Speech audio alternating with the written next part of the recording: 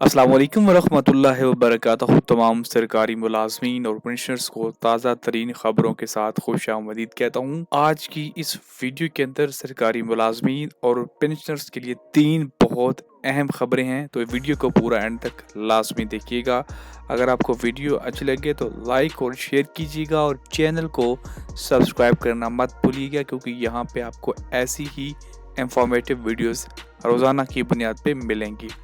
सबसे पहले बात करेंगे खैबर पख्तूनख्वा में सरकारी मुलाजमीन को प्लाट देने का कानून मंजूर। अब खबर की तफसील कुछ यूँ है कि खैबर पख्तूनख्वा असम्बली में government servants housing foundation bill pass कर दिया गया, जिसके तहत सरकारी मुलाजमीन को प्लाट देने के लिए हाउसिंग फाउंडेशन कायम की जाएगी। Government servants housing foundation bill में कहा गया है कि सस्ती रिहाइश की कमी के बायस सरकारी मुलाजमीन महंगे किराए के मकानात में रहते हैं। बिल के मुताबिक सरकारी मुलाजमीन को बगैर नफ़ा नुकसान के प्लाट दिए जाएंगे।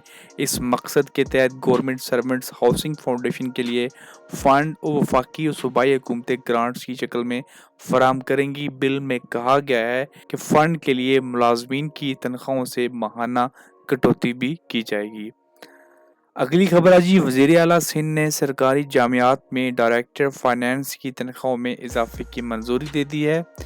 इस खबर की तफसील कुछ यूँ है कि सिंध हुकूमत की जानब से तनख्वाहों में इजाफे का बाकायदा नोटिफिकेशन भी जारी कर दिया गया है। महकमा बोर्ड और जामियात के सेक्शन अफसर कमाल अहमद की जारी करदा नोटिफिकेशन के मुताबिक MP स्केल 11 के तहत जामियान के डायरेक्टर्स फाइनेंस की तनख्वाह अब 4,48,280 रुपये होगी। नोटिफिकेशन में मजीद कहा गया है कि DFA की बुनियादी तनख्वाह 2,63,180 रुपये होगी। घर के किराए की मद में 95,700 रुपये, यूटिलिटीज़ की मद में 11,970 रुपये और मुनाफे की मद में 77,430 रुपये मिलेंगे। इसका इतलाक फौरी होगा।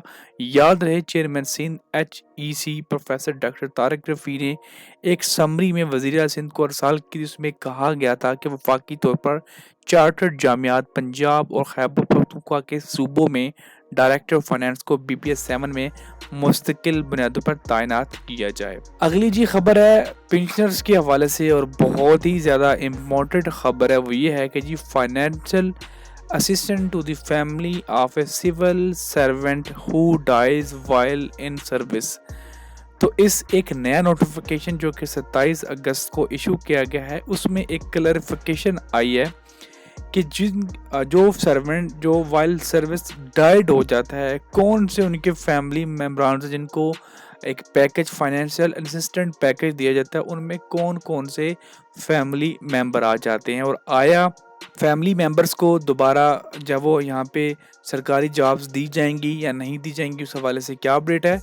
तो ये नया नोटिफिकेशन फिल वक्त सिर्फ ये क्लैरिफाई कर रहा है कि कौन कौन से फैमिली मेम्बर्स फैमिली असिस्टेंट के अंदर आते हैं। अगर सर्वेंट जो है वो वाइल्ड सर्विस डाइड कर जाता है तो उसके अंदर सबसे पहले आती है वाइफ और wives in case of a male civil servant. अगर एक मेल सर्वेंट की डेथ होती है, उसके अंदर उसकी वाइफ या उसकी एक से ज़्यादा बीवियाँ हैं तो वो आ जाती हैं।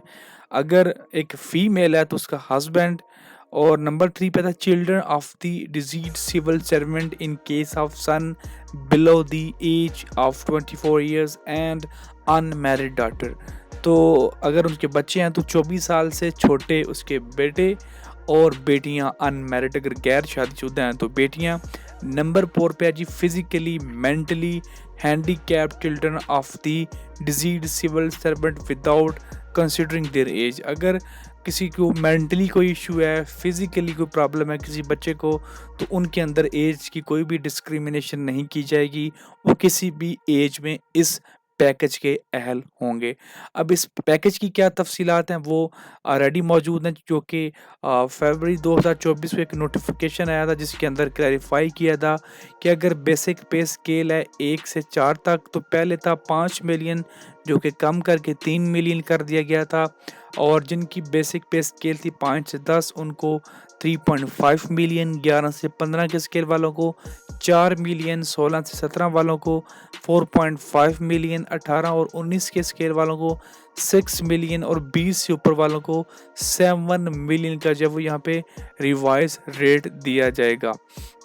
बाकी जो दूसरा नोटिफिकेशन था जिसके अंदर पहले अगर कोई फैमिली सर्वेंट को डाइट कर जाता था, उसके फैमिली में से किसी बच्चे को जो है वो गवर्नमेंट के अंदर जॉब दी जाती थी, तो उस नोटिफिकेशन के अंदर किसी भी तरह की कोई तब्दीली नहीं की गई है। एक नोटिफिकेशन जो कि रिसेंटली आपको बताया था कि बेवा की पेंशन को बहाल कर दिया गया है, जो कि पहले 10 साल तक जो वो उसको लिमिट कर दिया गया था, अब उसको बहाल कर दिया गया है। उम्मीद करते हैं कि आने वाले दिनों के अंदर जो फैमिली के अंदर एक जॉब का सिलसिला था कि अगर एक सर्वेंट डाइड हो जाता तो उसके बेटों को या बेटी को जब वो गवर्नमेंट के अंदर जॉब दे दी जाती थी उसकी जगह के अंदर पैकेज के साथ साथ, वो भी उम्मीद करते हैं कि उसको बहाल कर दिया जाएगा। अभी के लिए ताज़ा तरीन खबरें यही थी। मज़ीद खबरों और अपडेट्स के लिए आप हमारे चैनल को ज़रूर सब्सक्राइब कीजिएगा ताकि आप तक बर वक्त ताज़ा तरीन अपडेट्स पहुँचाई जा सकें। शुक्रिया।